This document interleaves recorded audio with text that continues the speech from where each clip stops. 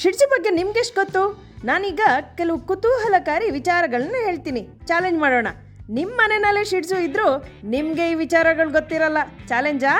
ನಾನು ಹೇಳೋದು 100% ಸತ್ಯ. ಅದಕ್ಕೆ ಈ ವಿಡಿಯೋನ ಕಂಪ್ಲೀಟಾಗಿ ನೋಡಿ, ಕಮೆಂಟ್ ಮಾಡಿ ಹೇಳಿ ನಿಮ್ಗೆಷ್ಟು ಗೊತ್ತಿತ್ತು ಅಂತ. ಅದಕ್ಕಿಂತ ಮುಂಚೆ ಸಬ್ಸ್ಕ್ರೈಬ್ ಆಗೋದನ್ನು ಮರಿಬೇಡಿ. ನಿಮ್ಮ ಒಂದು ಸಬ್ಸ್ಕ್ರೈಬ್ ನೀವು ನಮಗೆ ಮಾಡೋ ಸಪೋರ್ಟು ಇನ್ನೂ ಹೆಚ್ಚಿನ ವಿಡಿಯೋ ಮಾಡೋದಕ್ಕೆ ಸ್ಫೂರ್ತಿ ಸಿಗುತ್ತೆ. ಮೊದಲನೇದಾಗಿ ಶಿಡ್ಜು ರಾಜಮನೆತನದವ್ರಿಗೆ ಮಾತ್ರ ಸೀಮಿತವಾಗಿತ್ತು. ಇದು ರಾಯಲ್ ಡಾಗ್ ಅಂತ ಬಿರುದು ಪಡೆದುಕೊಂಡಿದೆ.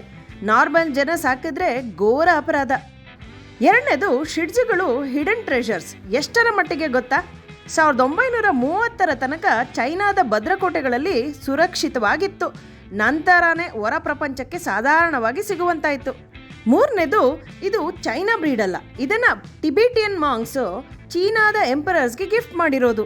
ಇನ್ನು ನಾಲ್ಕನೇದು, ಬುದ್ಧಿಸ್ಟ್ ಮಾಂಗ್ಸ್ಗೆ ಇದು ಪವಿತ್ರವಾದ ಪ್ರಾಣಿ. ಯಾಕೆ ಗೊತ್ತಾ?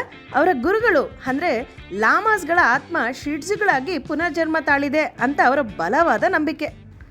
ಐದನೇದು, ಚೀನಾದ ಕಮ್ಯುನಿಸ್ಟ್ ರೆವಲ್ಯೂಷನ್ ಸಂದರ್ಭದಲ್ಲಿ ಶಿಡ್ಜು ಬ್ರೀಡು ಆಲ್ಮೋಸ್ಟ್ ಅಳಿವಿನಂಚಿನಲ್ಲಿತ್ತು. 19ನೇ ಶತಮಾನದಲ್ಲಿ ಕೇವಲ 14 ನಾಯಿಗಳಿಂದ ಇವತ್ತು ಇಷ್ಟೊಂದು ನಾಯಿಗಳು ಪ್ರಪಂಚಾದ್ಯಂತ ತಲುಪಿದೆ. ಇನ್ನು ಆರನೇದು, ಶಿಡ್ಜು ಅಂದರೆ ಮ್ಯಾಂಡೇರಿಯನ್ ಭಾಷೆಯಲ್ಲಿ ಲಯನ್ ಡಾಗ್. ಇನ್ನು ಏಳನೇದು, ಈಗಿನ ಬಿಯಾನ್ಸ್, ಬಿಲ್ ಗೇಟ್ಸ್, ಮ್ಯಾರಿಯಾ ಕ್ಯಾರಿ ಮತ್ತು ಕ್ವೀನ್ ಎಲಿಜಬೆತ್ II ಮತ್ತು ಇತರರು ಹೆಸರಾಂತ ಸೆಲೆಬ್ರಿಟಿಗಳು ಶಿಡ್ಜುವನ್ನು ಸಾಕ್ತಿದ್ರು ಹಾಗೂ ಸಾಕುತ್ತಿದ್ದಾರೆ ಕೂಡ. Because it is considered as royal dog. ನಿಮ್ಮ ಮನೆಯಲ್ಲೂ ಶಿಡ್ಜು ಇದೆ ಅಂದರೆ ನೀವೇನು ಕಮ್ಮಿ ಇಲ್ಲ, ನೀವು ರಾಯಲ್ಲೇ.